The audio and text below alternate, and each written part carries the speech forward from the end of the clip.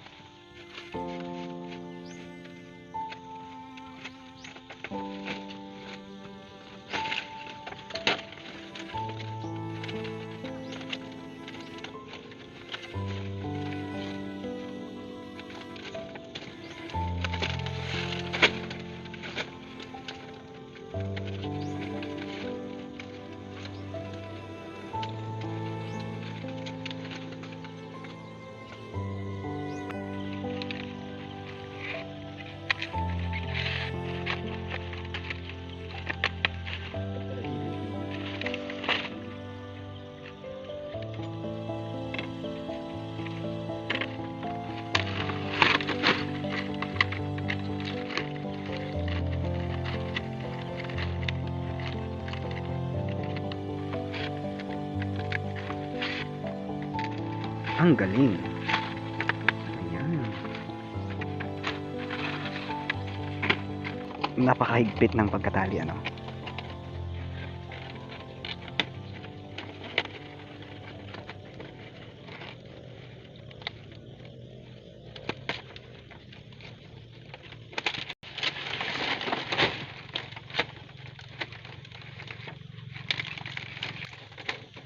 So, ayan. Ipapasok mo, tapos make sure na maganda yung pagka align or alignment.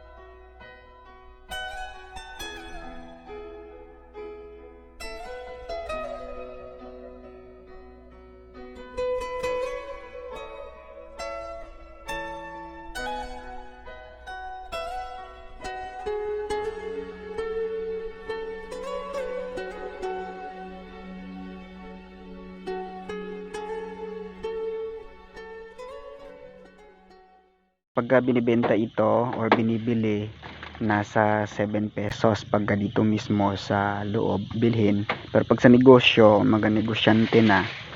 So, o mga reseller na, I think nasa 10 pesos, 8 pesos to 10 pesos. Pag may delivery, medyo malaki-laki ang bili nito. So ayan, kailangan ibilad or ilagay sa open area para matuyo ang dahon. At ito guys, see, napakaganda. So ito guys, kung makikita ninyo, may moskitero. So tinanong ko si Dong, akala ko may mga superstitious belief na nandirito. Yun pala is ginagamit niya ito para patubuin ang kanyang mga tanim. Dito niya pinapatubo muna bago niya ito gina-transplant. So ayan, pupuntahan natin ang garden ni Dong. So napakagaling na bata or soon to be professional teacher.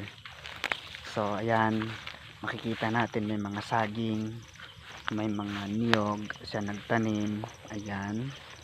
So maliban sa niyog, meron siyang latoy daw o sitaw. Ayan, may mga gabi, may mga okra, napakalawak. Hindi hadlang ang kahirapan para makuha natin ang ating mga pangarap sa buhay. So nakadepende lang iyan kung ano ang ginagawa natin ngayon. So ayan, pupuntahan natin doon banda. Ang dating ng kubo niya is parang bahay kubo talaga sa kanta. Yung punong-puno ng tanim. So makikita natin na very useful yung soil, yung area. Kamote, ano yan tawag dyan, yung mga gulay, meron siyang kamoting kahoy, napakarami. So dumidilim na rin. Ang nakita natin ngayon ay nagpapahiwatig na hindi hadlang ang kahirapan para mangarap.